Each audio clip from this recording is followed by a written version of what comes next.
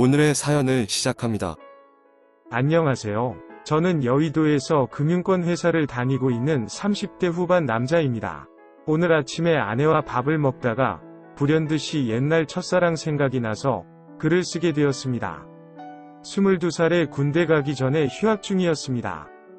친구가 과외 자리가 나왔다면서 할 생각이 없냐고 물었습니다.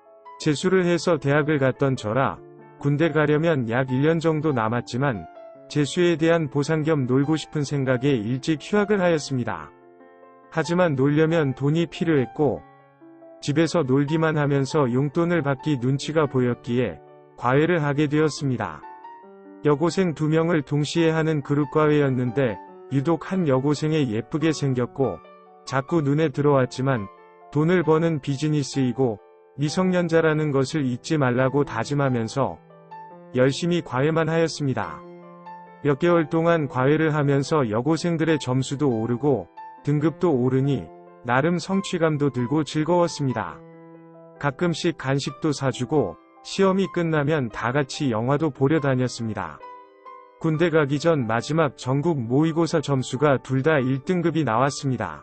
그동안 고생 많았다며 아직 수능까지 시간 한참 남긴 했지만 잘 준비해서 끝까지 좋은 결과가 있었으면 좋겠다는 의미로 작은 선물을 하나씩 사주고 기분 좋게 과외를 마무리하고 군대를 갔습니다. 그렇게 여고생들을 잊고 훈련소를 보낸 뒤에 자대 배치를 받았습니다.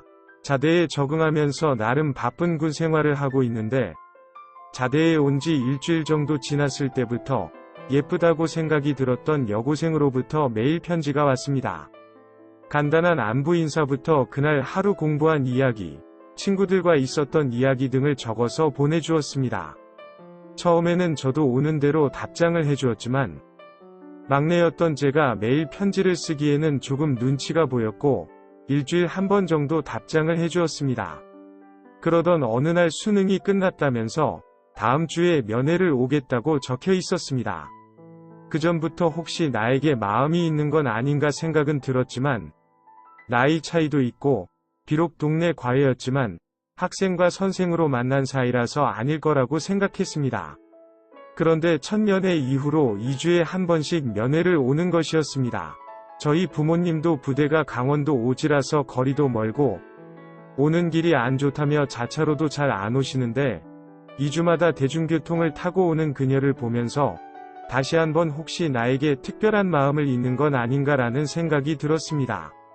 몇 개월이 지나서 대학 합격 발표도 끝나고 고등학교 졸업하고 완전 성인이 되어서 면회를 왔습니다. 그녀는 저와 같은 대학교를 다니길 희망했는데 원하는 대로 이루었기에 지난번 외박 때 나가서 사온 축하 선물도 주었습니다. 이런저런 대화를 나누면서 밥을 먹는데 갑자기 저를 좋아한다면서 사귀자고 고백을 하는 것이었습니다. 조금 놀라긴 했지만 이미 어느 정도 예상도 하였고 마음의 준비 및 정리도 다 한 상태였습니다. 가장 이쁘고 좋을 시간에 친구들이랑 놀고 멋진 남자친구도 만나서 데이트해야 할 시기인데 아직 제대하려면 시간도 많이 남은 군인 아저씨를 만나서 기다려달라고 할 수도 없고 제대하고 복학을 하면 학점 관리 및 취업 준비도 해야 돼서 너와 좋은 시간을 많이 못 보내줄 수도 있다고 하였습니다. 대충 제 말을 다 알아들었다는 표정과 함께 아직 면회 시간이 남았는데도 많이 서운했는지 가버렸습니다. 그 일 이후로 편지도 면회도 오지 않았습니다. 전화번호는 알았지만 괜히 마음만 더 아프게 할 것 같아서 전화는 하지 않았습니다. 그렇게 이병부터 상병초까지 매일 오던 편지가 멈추니 역시 일말상초라며 부대 내에서도 수근수근거리며 말도 많았고 보는 사람들마다 저를 위로를 해주는데 그런 사이가 아니라고 말은 하였지만 속으로는 많이 허전했습니다.